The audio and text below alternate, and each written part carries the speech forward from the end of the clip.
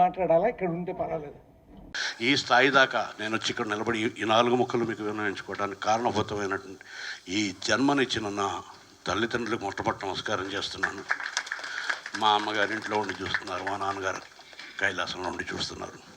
2 ఇక్కడికి నన్ను అకస్మాత్తుగా తీసుకొచ్చి ఒక్కరోజు వ్యవధిలో మొట్టమొదటి నంది అవార్డు వచ్చినప్పుడు అందులో ఒక వాక్యం రాసింది, you will be treated as a state guest as long as you stay in Hyderabad. నాకు మొట్టమొదటిసారి జీవితంలో కన్నీళ్ళు వచ్చి నాకు అంత ఈజీగా కన్నీళ్ళు రావు. నిన్నటి వరకు a nobody on the roads suddenly became a state guest ఒక నంది అవార్డుతోటి. ఆ కన్నీళ్ళతోటే ఆ టెలిగ్రామ్ తీసుకెళ్ళి విశ్వనాథ్ గారి పాదాల ముందర అక్కడ పెట్టాం.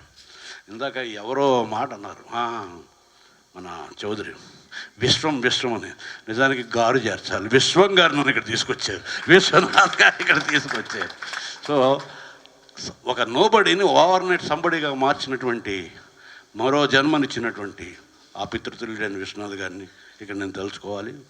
ఇంకా పాట ఓకే అవుతుందో లేదో తెలియదు. నేను ఇంటర్వ్యూ దశలోనే ఉన్నాను. పెట్టి బెడ సర్దుకుని ఒక కాలు ఇటు ఇంకో కాలు అటు పెట్టి ఒకవేళ ఓకే అనకపోతే వెళ్ళిపోవడానికి రెడీగానే ఉన్నాను. ఆ టైంలో నా గంగావతరణం విని కళ్ళు చెమర్చి లేచి నుంచి అనేకమైన పాటలు పాడాలి అనుకుంటున్నాను తమ్ముడు మీవి అన్న మాట బాలసుబ్రహ్మణ్యం అంటే కుమారస్వామి అని దీవించినటువంటి బాలసుబ్రహ్మణ్యం గారికి, వీళ్ళందరికంట ముందర కాకినాడలో నా సాహితీ వ్యాసంగం చూసి మా తమ్ముడు ఒకడు ఉన్నాడు, వాడు కథలు బాగా రాస్తున్నాడు, అచ్చన్ నువ్వు అలాగే ఉంటావు, నా పేరు అప్పుడు భరణి నువ్వు అచ్చం అలాగే ఉంటావు అని పదే ప్రతిరోజు నన్ను వెంటాడుతూ అక్కడ కూర్చున్న రామకృష్ణ గారు, ఆకెళ్ళ గారి అన్నయ్య, ఆయన తిరుపతిలో పనిచేస్తున్నప్పుడు ఆకెళ్ళ గారు తిరుపతి వచ్చిన తర్వాత ఉన్న పళ్ళాన్ని మిగిలిన పనులు ఏమీ చేసుకొని ఇవ్వకుండా అర్జెంటుగా మా ఇంటికి లాక్కొచ్చేసి నీలాగే ఉండేవాడు ఒకడు ఉన్నాడు, వాడు పాటలు విండు అని చెప్పి నన్ను తీసుకొచ్చినటువంటి రామకృష్ణరావు గారికి, ఆయన అక్కడ పరిచయం సినిమా పరిశ్రమ దాకా పాకడానికి నిరంతరం ప్రయత్నం చేసినటువంటి బహిప్రాణ ఆకెళ్ళకి, అలాగా వాళ్ళ ఏవి రూపొందించినటువంటి అందరి అంతా అయిన వాళ్ళే, అంతా బంధువులే, కొంచెం విడివిడిగా చూడటం కోసం వేరే వరసలు కలుపుకుంటాం అంతే. కానీ సాక్షాత్తు మానసికంగా నాకు దత్తపుత్రిక ఇవాళ ఆ ఏవి తయారు చేసినటువంటి మా అమ్మాయి అనురాధ. ఇంకా అందరూ తమ చెప్పాను కదా, వ్యాజం ఉందా అంటే ఉంది. సినిమా పట్ల నాకున్నటువంటి నిబద్ధతకి, నా పట్ల నాకున్న నిబద్ధతకి ఈ విషయంలో ఒకటి చెప్తాను. భారతరత్న నాకు వస్తుందా రాదా అని కాదు, భారతరత్న మన అందరికీ వస్తుంది, మనందరికీ రావాలి, మనందరం తెచ్చుకోవాలి. భారతరత్న అంటే భారతీయత తాలూకు సమస్తమైనటువంటి ఆలోచన విధానాన్ని, జీవన విధానాన్ని మన గుండెల్లో పొదువుకోగలగాలి.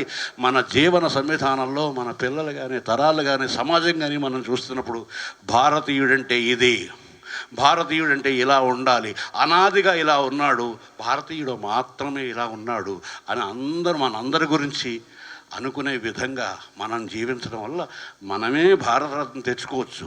ఏదో ఒక చట్టం మీద భారతరత్న అని రాసి ఎవరో ఇవ్వకర్లేదు. కాకపోతే వయసు అయిందా లేదా అన్నది, వయసు అనేది మనసుకు సంబంధించింది. అయిపోయిందంటే అయిపోయింది, లేదంటే కాలేదు.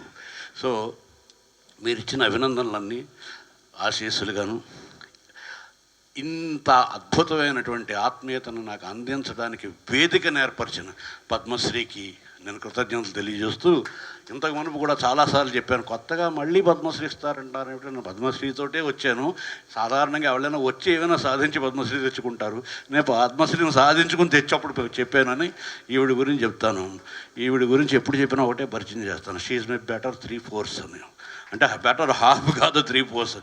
నేను ఒక 1/4 వదిలేసి నన్ను మిగిలినదంతా ఈ రాసుకో నువ్వు కూడా అనుకుంటూ పిల్లల్ని సంసారాన్ని చూసుకుంటూ వాళ్ళందరినీ ఇంటిని చూసుకుంటూ పెద్ద విశాలమైన కుటుంబం నాది.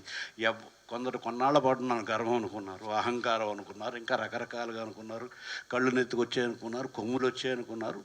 సో దాన్ని ఏమిటంటాం మనం, ఎక్స్రేనా ఏమిటది, స్కాన్ కూడా చేసి చూశారు కొమ్ములు వచ్చాయో లేదో అని. అంటే నేను తరచూ వాళ్ళ పెళ్ళిళ్ళకి అస్తమానం అటెండ్ అవ్వలేకపోవడం వల్ల వాళ్ళందరినీ కూడా టెలిఫోన్ని కంఠాభరణంగా మార్చుకుని, కరుణాభరణంగా మార్చుకుని నిరంతరం ఎప్పుడు ఎవరు ఫోన్ చేసినా వాళ్ళకి ఆన్సర్ ఇస్తూ, వాళ్ళకి అసౌకర్యం కలగకుండా చూస్తూ, నన్ను నిద్ర లేపకుండా అక్కడ మేలుకుని కూర్చుంటూ ఇలా నా వెనకాల అన్నదానికన్నా ఇందాక మా అన్నగారు అన్నట్టు నా ముందరే ఉండి నన్ను నడిపిస్తూ వచ్చింది. ఇందులో చిన్న దుర్మార్గం కూడా ఉంది. ఒకప్పుడు నేను నా అంతటి నేను బతికేవాడిని. నా వంట కూడా నేను వండుకుని తిన్న రోజులు నాకు గుర్తున్నాయి ఒక ఏడాది పాటు ఉద్యోగం చేసిన తర్వాత. ఇప్పుడు నేను ఏమని చేయలేని ఒక అశక్తుడిలా తయారయ్యాను. 15 ఏళ్ల పిల్లగా ఇంటికి కబురానికి వచ్చి నన్ను 15 నెలల పసిపాపగా మార్చిన ఈవిడికి నా కృతజ్ఞతలు తెలియజేసుకుంటూ ఈ ఆత్మీయమైనటువంటి సభకి మరోసారి శిరస్సుంచి వందనం చేస్తూ ఈవిడిని నేను నాని అని పిలుస్తాను. ఆయన మా మామగారు ఆయన ఎప్పుడు అలాగే నేను ఆయన నా గురించి ఏమైనా మాట్లాడతారేమో ఎప్పుడైనా వేదికకి పిలుస్తాను. ఆయన వచ్చి మా అల్లుడికి అభినందనలు చెప్పి వెళ్ళిపోతారు. ఎందుకంటే వాళ్ళ అమ్మాయిని కూడా ఆయన నాని అని పిలుస్తారు. అందుకబట్టి నేను నా అల్లుడిని ఆయన అనమాట. ఇలాగా ప్రతి చోట వరసలు కలుపుకోవటమే. మన అందరికీ ఒక సంబంధం ఉండనే ఉంది. భూమి పుత్రులం మనం, సిబ్లింగ్స్ వీఆర్ ఆల్, మనుషులం మనం, ఆ బంధం ఉంది. ఇవి కన్వీనియన్స్ కోసం పెట్టుకున్నటువంటి వేరియస్ వరసలు. కాబట్టి ఈ వరసల్లోంచి మన ఆత్మీయతను మనలో పెంచి పోషించుకుంటూ నోరారా పలికినా పిలిచినా పలకని వాడినా మనసున మమతలున్న మనిషిని కానా, భూమి మీద మనలాగే జీవులెన్ని ఉన్నా పిలిచేందుకు పలికేందుకు చుట్టరికాలతో చుట్టుకునేందుకు ఎన్నెన్నో అందమైన వరసలు మనవేరా కన్నా అని భావంతో ఇంత ఆత్మీయమైన ఈ సభ నిర్వహించినటువంటి మా అన్నగారు గోపాలకృష్ణ గారికి ప్రత్యేక కృతజ్ఞతలు మరోసారి తెలియజేస్తూ మేము దగ్గర నుంచి సెలవు తీసుకుంటున్నాము. సభా సరస్వతీను ఇప్పుడు నా మనస్థితి ఎలా ఉందంటే, సభ ప్రారంభం చేస్తూ అన్నగారు గోపాలకృష్ణ గారు శ్రీరామచంద్రుడు ఆంజనేయ స్వామి వారిని దగ్గర తీసుకుని నీకు ఇంకేదో ప్రత్యేకంగా మేలు చేయాలని కోరను, నీకు ఏదైనా అవసరం ఉంటే మేలు చేయాల్సి వస్తుంది, నాకు అవసరాలు ఉన్నాయి కాబట్టి నువ్వు మేలు చేసావు, నీకు అవసరాలు ఏమీ లేవు, నీకు మేలు చేయవలసిన అవసరం రాకూడదనే కోరుకుంటున్నాను, కేవలం నా పరిష్వంగాన్ని మాత్రమే నీకు ఇస్తున్నాను అన్నప్పుడు శ్రీరామచంద్రుని పరిష్వంగానందంలో మైమరిచి మాట రాక నిలిచిపోయిన హనుమ మనస్థితి ఎలా ఉందో ప్రస్తుతం నా మనస్థితి అలా ఉంది.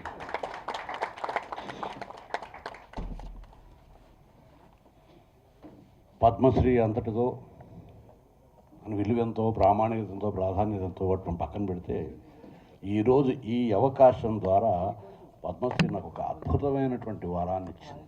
ఈ వరం ఉన్నది ఇచ్చింది. ఇందాక మిత్రులు వెనుగడ రాంబాబు గారు చదువుతూ అడగకపోయినా ఎప్పుడన్నా అలవాటు కదా అని శివుడు ఆదిభిక్షువునేమి కోరేది, బూడిదిచ్చేవాడునేమి అడిగేది. బూడిద అంటే విభూతి, విభూతి అంటే సమస్తమైన ఐశ్వర్యం. ఐశ్వర్యం అంటే డబ్బు ఒకటే కాదు, సమస్తం ప్రేమ, శాంతి, మనశ్శాంతి, సుఖం, ఆనందం, ముక్తి సమస్తం కలిపితే ఏదైతే మనిషి కోరుకుంటాడో అవన్నీ కలిపితే వచ్చే ధనాన్ని, సంపదని ఐశ్వర్యం అంటాం. ఈశ్వర సంబంధం. సో ఆయన నువ్వు అడగకుండానే నీకు ఐశ్వర్యం ఇస్తాను అని ఇచ్చినట్టు ఎంత ఐశ్వర్యాన్ని ఇచ్చారో అని నేను మొదటి నుంచి చివరి దాకా గమనిస్తూనే ఉన్నాను. నేను అతిశయోక్తులు మాట్లాడట్లేదు. చాలా సభలు చాలామంది చూసే ఉంటారు, అభినందన సభలు జరుగుతాయి, అనేక రకాలైన సభలు జరుగుతాయి. కానీ ఇంత అవ్యాజమైన ప్రేమ ఎవరి ద్వారానైనా పొందగలమా, ఎవరికైనా వస్తుందా? అవ్యాజము అంటే మార్క్స్ ఎక్కడో అన్నాడు, మానవ సంబంధాలన్నీ ఆర్థిక సంబంధాలే. మానవ సంబంధాలన్నీ ఇచ్చిపుచ్చుకోవడాలని. నేను ఏమి ఇచ్చానని ఇంతమంది గుండెల్లో నుంచి నా పట్ల ఈ వాత్సల్యం, ఈ ఆత్మీయత, ఈ అభిమానం దక్కింది అని చెప్తే అవ్యాజము, కేవలం పరమేశ్వరుడి కరుణ తప్ప మరి ఇంకొకటి కాదు. ఒకటోది. రెండవది, ఇక్కడ కూర్చున్న వాళ్ళందరూ హేమహేమీలే, మహామహులే. అర్జునుడు ఉత్తర కుమారుడికి పరిచయం చేసినట్టు ఒక్కొక్కళ్ళ ధ్వజాన్ని చూపిస్తూ ఒక్కొక్కరిని పరిచయం చేస్తూ వాళ్ళు ఎంత గొప్పవాళ్ళో చెప్పాల్సిన వచ్చినంతటి మహానుభావులే. వాళ్ళకి వీళ్ళందరూ ఒక సీమలో ఉన్నారు, చలనచిత్ర సీమలో. నేను చాలా చోట్ల ఎదురు కూడా చెప్పాను, ఇప్పుడు మళ్ళీ చెబుతున్నాను. మనిషి అభివృద్ధి క్రమంలో మనిషిగా మారిన నుంచి మనిషిగా ఎదిగే వరకు, అంటే పశు సమానుడైన స్థాయి నుంచి పశుపతి స్థాయి దాకా మనిషికి ఇంత స్కేల్ ఉంది. పశువు నుంచి పశుపతి దాకా, కేవలం మట్టి ముద్ద నుంచి శివుడు దాకా ఎదిగే ఒక రకరకాల స్థాయిల్లో ఉంటాడు మనిషి. ఆ స్థాయిల్లో ఔన్నత్యాన్ని సూచించేవి మనిషి తాలూకు కళల అభివ్యక్తి. అది అతని వికాసాన్ని చూపిస్తుంది, మానవుడి వికాసాన్ని చూపిస్తుంది. అతని హృదయ వికాసాన్ని, మానసిక వికాసాన్ని, మేధో వికాసాన్ని, ఆత్మ వికాసాన్ని చూపిస్తుంది. కళలన్నిటిలోకి తలమానికమైనటువంటి కళ సాహిత్యం. సాహితేన హితం సాహిత్యం. సాహిత్యం అన్నది లోకానికి హితవు చేకూర్చేది. లోకా సమస్త సుఖినోభవంతు అనేది ఒక విరాట్ రూపం. అపారే కావ్య సంసారే కవిరేవ ప్రజాపతి. కవి అనేటువంటి ఒక బ్రహ్మ ద్వారా అపారమైనటువంటి కావ్య సంసారం సృష్టించబడుతోంది అని అలంకార శాస్త్రం చెబుతున్నది. అటువంటి సాహిత్యం అనేక రూపాల్లో ఉంటుంది. ఆ రూపాల్లోకెల్లా విశిష్టమైన స్వరూపం నాటకం.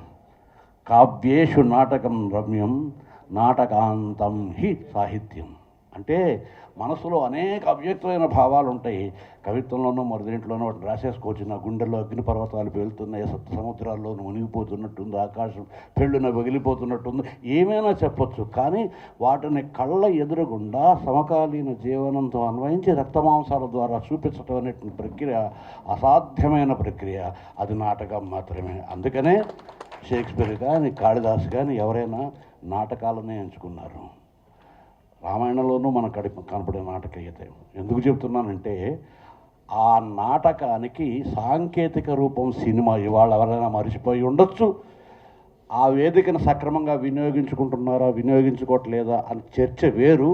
సినిమా తాలూకు ఔన్నత్యం ఎంత అన్నది మాత్రం ప్రశ్నించరానిబడనంత సాక్షాత్తు పరమేశ్వరుడి చేత సృష్టించబడిన నాట్య వేదికకి రూపాంతరమైనటువంటి సినిమా రంగం సమాజంలోని అన్ని కళల్ని తను పొదువుకొని ప్రాథమికంగా మట్టితో ప్రారంభమై మబ్బుల దాకా ఎదిగిపోతున్నటువంటి ఆ క్రమంలో ఆ మధ్యలో ఉన్నటువంటి ఒక సగటు కట్టి ఆ సారాన్ని ప్రజలందరి హృదయాల్లోనూ రసానుభూతిగా ఉపతిలేలా చేయగలిగేటువంటి మహత్తర కళా సంవిధానం. కళ ఒక్కటే కాదు, కవిత్వం ఇందాక జనవిత్తులు గారు చెప్పినట్టు నా అనృషి కురితే కావ్యం. కవి అనేవాడు ఋషి స్థాయి, ఒక తాత్విక స్థాయికి వెళ్తాడు. కేవలం వినోదం మాత్రమే కాకుండా తన వికాసం ఎలాంటిదో తను చూసుకుంటూ, జగంలో తాను చూసుకుంటూ, జగాన్ని తనలో తాను చూసుకుంటూ, జగం అంత కుటుంబం నాది అనే స్థాయికి ప్రయాణించడానికి అవకాశం ఇచ్చేటువంటి సాహిత్య రంగంలో ఉన్నవాళ్లే ఇవాళ ఈ రచయితల సంఘంలో ఉన్న వాళ్ళందరూ కూడా. అది చెప్పడం నా ఉద్దేశం. వారందరూ ఒక్కొక్కరు వచ్చి వాళ్ళు మాట్లాడుతున్న సంవిధానంలో ఇంత ప్రేమ నాకు ఎందుకు, దీనికి వ్యాజం ఏమిటి అని అనుకున్నప్పుడు నేను సినిమా రంగాన్ని అంత గొప్పదిగా భావించాను. అందుకు నాకు ఇచ్చింది దేవాలయంలోకి పాదరక్ష దర్శనం, ఆ తర్వాత సాన్నిధ్యం, సాలోక్యం, సారూప్యం, ఇవన్నీ కూడా. సో మొట్టమొదటి దక్కిన పుణ్యం నేను ఆ సినిమా వేదికని చాలాసార్లు చెప్పాను. ఈ సినిమా రంగాన్ని నేను దేవాలయంలో భావిస్తాను. అనేక కారణాల మూలాన్ని కాల ప్రవాహంలోనూ మన గొంతులోంచి వచ్చే అనేక శబ్దాలు ప్రతిరోజు నిత్య నైమిత్తిక జీవితంలో చూసుకుంటే చాలా మటుకు అమంగళకరాలు, అపవిత్రకరాలు, ఆత్మవంచనకరాలు అయి ఉంటాయి సాధారణంగా.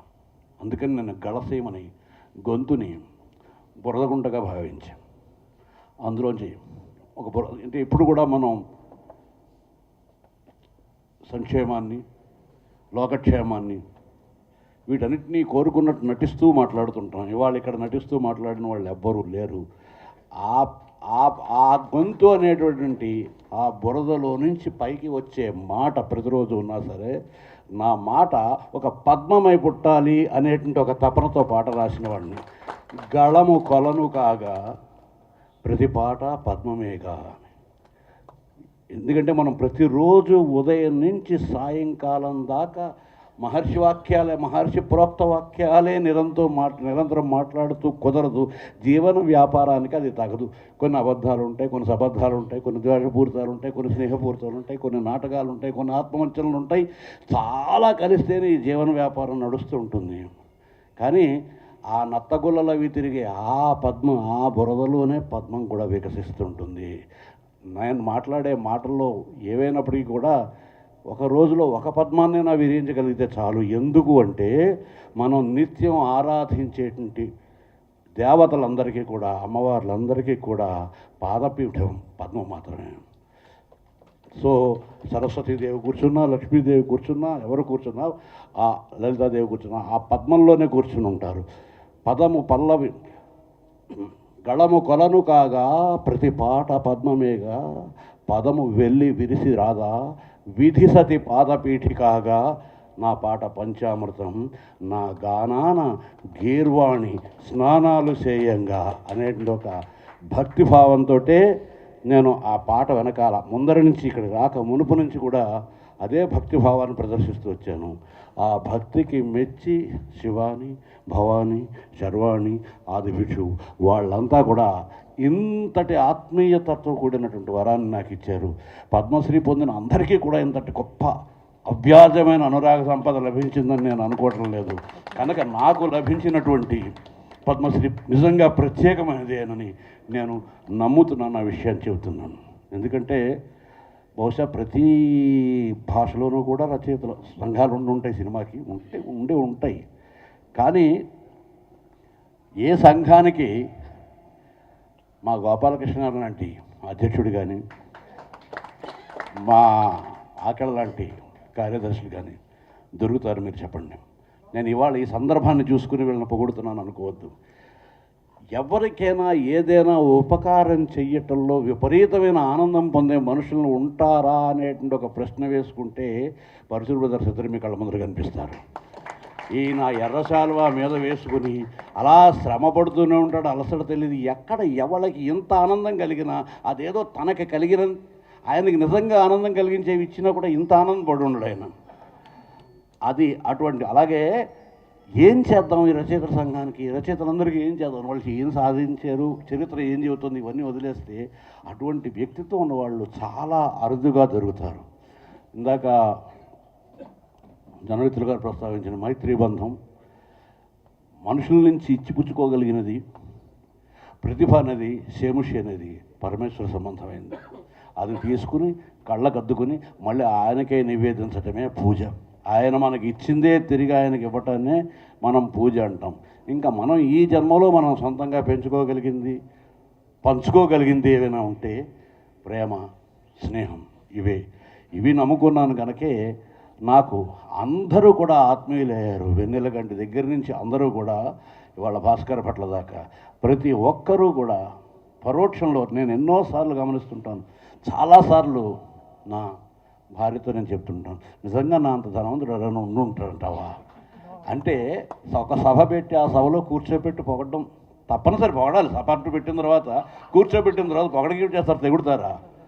సో ప్రతి సభలోనూ జరుగుతుంది. కానీ సభలతో సమావేశం లేకుండా కనీసం వీడు చూస్తాడా చూడ్డా, ఈ ఇంటర్నెట్లోకి వెళ్తాడా ఉంచకుండా ఎక్కడ అవకాశం వచ్చినా నిరంతరం నా గురించి ఒక మంచి మాట చెప్పడంలో ఇవాళ వాళ్ళందరి సహృదయత కనిపిస్తుంది. అంతేకాకుండా మరొక విషయాన్ని ఇక్కడ వ్యక్తం చేయాలనుకుంటున్నాను. నా పట్ల సహృదయత అనే కంటే నా భావాలలో వాళ్ళ భావాలను పోల్చుకున్న స్వభావాన్ని నాకు అనిపిస్తుంది. నేను అమెరికాలో మాట్లాడుతున్నప్పుడు నాకు ఫ్యాన్ అని ఎవరు అనొద్దు, మీరు ఎవ్వరూ నాకు ఫ్యాన్స్ కాదు, కాకూడదు కూడా. ఎందుకనంటే నేను మీకు నచ్చిన భావాలు చెబుతున్నాను కాబట్టే మీరు సంతోషిస్తున్నారు. మీకు నచ్చని భావాన్ని చెబితే దాన్ని కూడా మీరు చప్పట్లు కొట్టరు, వీలైతే తిడతారు, దొరికితే తంతారు. కనుక మీలో ఉన్నటువంటి సంస్కారవంతమైనటువంటి భావాలకి దర్పణంగా నేను భాషిస్తున్నానని మీరు ఎప్పుడైతే గమనిస్తారో, మీరు వ్యక్తపరచలేదు ఈ వేళలో నువ్వు ఏం చేస్తూ ఉంటావు అన్నది ఒక ప్రియుడు ప్రియురాల గురించే చెప్పక్కర్లేదు. ప్రతి నిమిషం మన జీవితంలో ఒక ఆత్మీయుడి గురించి ప్రతి క్షణం అనుకుంటూనే ఉంటాం. ఎక్కడో కొడుకుని పంపించింటే వాడు అమెరికాలో ఈ ఏళ్ళలో ఏం చేస్తుంటాడో, ఇప్పుడు రాత్రి పడుకుని ఉంటాడో. ఈ ఆత్మీయతని మాకు మీరు వ్యక్తపరచవలసి వస్తే మీరు కూడా అలాగే వ్యక్తపరుస్తారు. కాకపోతే నేను ఒక టెక్నిక్ని వినియోగించి నాకు ఇవ్వబడ్డ అవకాశాన్ని వినియోగించుకుని రాముడి కథని 5 సార్లు రామాయణం మొత్తాన్ని 5 మాటలలో మాత్రమే చెప్పండి అనేది నేను రాయడంలోని ప్రతిభ కంట నాకు ఇవ్వబడ్డ అవకాశం. ఇట్లాంటి అవకాశం సినిమా రంగంలో మాత్రమే దక్కుతుంది. చాలామంది సినిమా కవి అని చులకన చేస్తారు. నేను పైన ఉన్న కవి కన్నా సినిమా కవి చాలా గొప్పవాడు అంటాను. ఎందుకనంటే పైన ఉన్న కవి ఉన్నవాడు తనదైనటువంటి అనుభూతి ఎప్పుడో కలగాలి, ఒక చలనం రావాలి, హృదయం ఒప్పొంగాలి, రసప్లావితం కావాలి, అప్పుడు ఆయన అభివృద్ధి చేయాలి. కానీ సినిమాలో ఇవేమీ కావటానికి వీళ్ళు తెచ్చుకుని తీరాలి. ప్రతిరోజు కూడా సందర్భాలు వస్తాయి.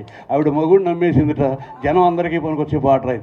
ఎవరో ఒక ఆవిడ మొగుడు నమ్మేసుకుంటే జనం అందరికీ పనికొచ్చే పాట ఎట్లా రాయటం అన్నది ఒక పెద్ద ఛాలెంజ్. ఎవరో ఒక ఆవిడ డబ్బులు వస్తాయని మొగుడిని కూర్చోబెట్టి ఎప్పుడో సత్యభామ అమ్మేసిందని విన్నాం శ్రీకృష్ణుని. తర్వాత కలియుగంలో ఈడెవరో ఆమెను గారట అమ్మేస్తున్నారు ₹1 కంటే.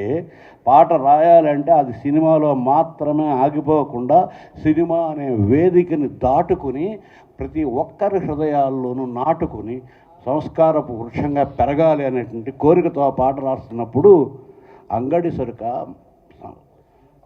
మంగళసూత్రం అంగడి సరుక కొనగలవా అమ్మేశాక అక్కడితో ఆ పాత్ర అయిపోయింది, ఆ సినిమా అయిపోయింది. దాని తర్వాత ఆత్మీయతను అమ్మే అంగడి ఉందా ఈ లోకంలో? కురిసే కాసుల జడిలో తడిసి నిరుపేదైనావు అన్నమాట. ఇది ఆ సినిమాలో ఆ అమ్మాయికి సంబంధించింది కాదు, మనుషులందరికీ. కురిసే కాసుల జడిలో తడిసి, ఇది ఆ భావాలు నా గొప్పతనం చెప్పుకోవడానికి కాదు. ఆ సమయానికి రియాక్ట్ అవ్వాల్సి వస్తే, ఆ సందర్భంలో రియాక్ట్ అవ్వాల్సి వస్తే ఎవరైనా ఆ విధంగానే రియాక్ట్ అవుతారు. అటువంటి అవకాశాలు నాకు చాలా, నాకే ప్రత్యేకంగా ఎంచి ఇచ్చేలాగా పరమేశ్వరుడు చూసుకున్నాడేమో. గత 30 ఏళ్ళుగా నాకే వచ్చేయేమో అనిపిస్తుంది.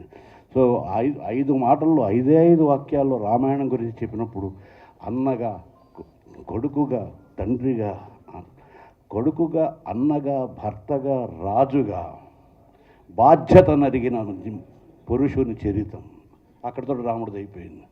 అగ్ని సైతము శిరసుంచే సద్గుణ తేజానికి సాక్షిభూతమే సాధ్వి చరితం.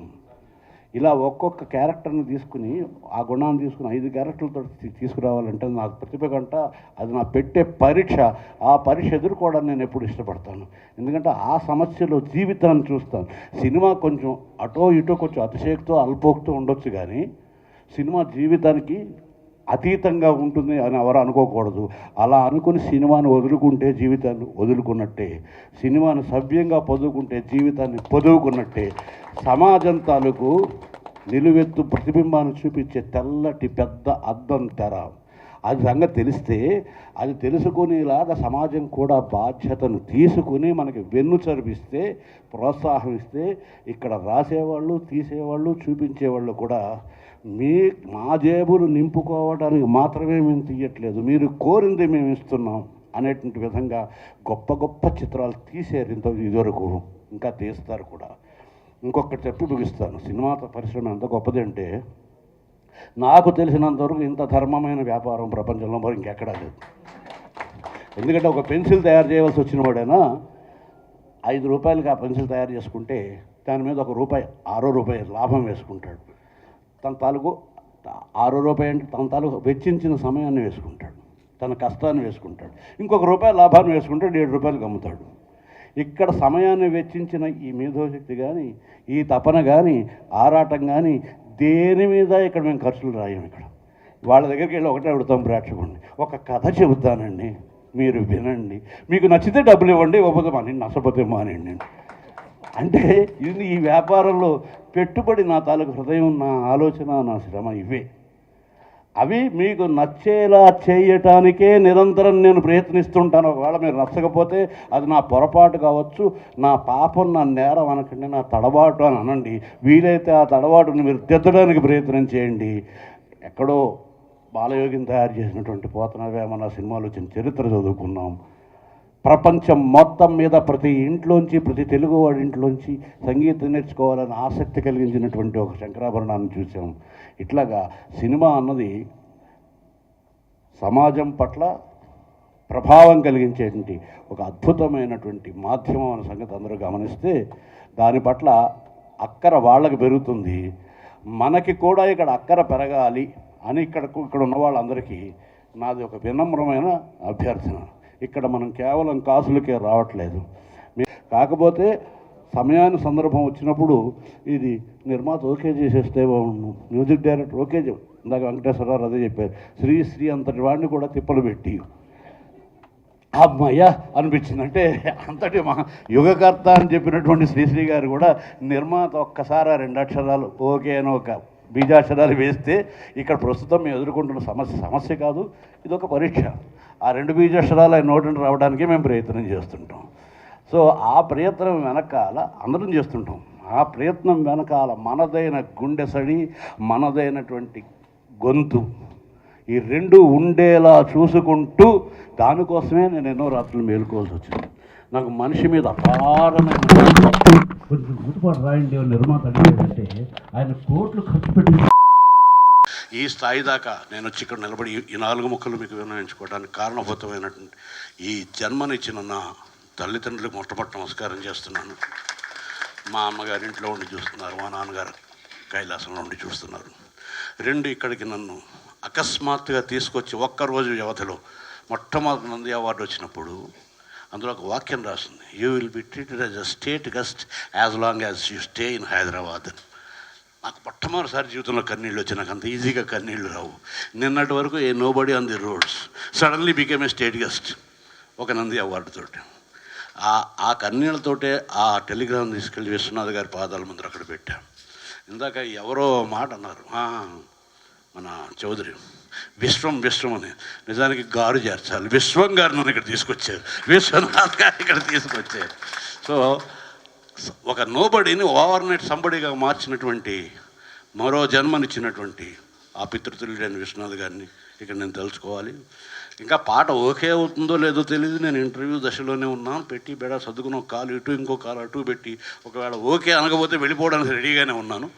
ఆ టైంలో నా గంగావతరణం విని కళ్ళు చెమర్చి లేచి నుంచి అనేకమైన పాటలు పాడాలి అనుకుంటున్నాను తమ్ముడు మీవి అన్న మాట బాలసుబ్రహ్మణ్యం అంటే కుమారస్వామి అని దీవించినటువంటి బాలసుబ్రహ్మణ్యం గారికి, వీళ్ళందరికంట ముందర కాకినాడలో నా సాహితీ వ్యాసంగం చూసి మా తమ్ముడు ఒకడున్నాడు, వాడు కథలు బాగా రాస్తున్నాడు, అచ్చన్ నువ్వు అలాగే ఉంటావు, నా పేరు అప్పుడు భరణి నువ్వు అచ్చం అలాగే ఉంటావు అని పదే ప్రతిరోజు నన్ను వెంటాడుతూ అక్కడ కూర్చున్న రామకృష్ణ గారు, ఆకెళ్ళ గారి అన్నయ్య, ఆయన తిరుపతిలో పనిచేస్తున్నప్పుడు ఆకెళ్ళ గారు తిరుపతి వచ్చిన తర్వాత ఉన్న పళ్ళాన్ని మిగిలిన పనులు ఏమీ చేసుకొని ఇవ్వకుండా అర్జెంటుగా మా ఇంటికి లాక్కొచ్చేసి నీలాగే ఉండేవాడు ఒకడు ఉన్నాడు, వాడు పాటలు విండు అని చెప్పి నన్ను తీసుకొచ్చినటువంటి రామకృష్ణరావు గారికి, ఆయన అక్కడ పరిచయం సినిమా పరిశ్రమ దాకా పాకడానికి నిరంతరం ప్రయత్నం చేసినటువంటి బహిప్రాణమైన ఆకెళ్ళకి, అలాగా ఈ వాళ్ళ ఏవి రూపొందించినటువంటి అందరి అంతా అయిన వాళ్ళే, అంతా బంధువులే, కొంచెం విడివిడిగా చూడటం కోసం వేరే వరసలు కలుపుకుంటామంతే. కానీ సాక్షాత్తు మానసికంగా నాకు దత్తపుత్రిక ఇవాళ ఆ ఏవి తయారు చేసినటువంటి మా అమ్మాయి అనురాధ, ఇంకా అందరూ తమ చెప్పాను కదా, వ్యాజం ఉందా అంటే ఉంది. సినిమా పట్ల నాకున్నటువంటి నిబద్ధతకి, నా పట్ల నాకున్న నిబద్ధతకి ఈ విషయంలో ఒకటి చెప్తాను. భారతరత్న నాకు వస్తుందా రాదా అని కాదు, భారతరత్న మన అందరికీ వస్తుంది, మనందరికీ రావాలి, మనందరం తెచ్చుకోవాలి. భారతరత్న అంటే భారతీయత తాలూకు సమస్తమైనటువంటి ఆలోచన విధానాన్ని, జీవన విధానాన్ని మన గుండెల్లో పొదువుకోగలగాలి.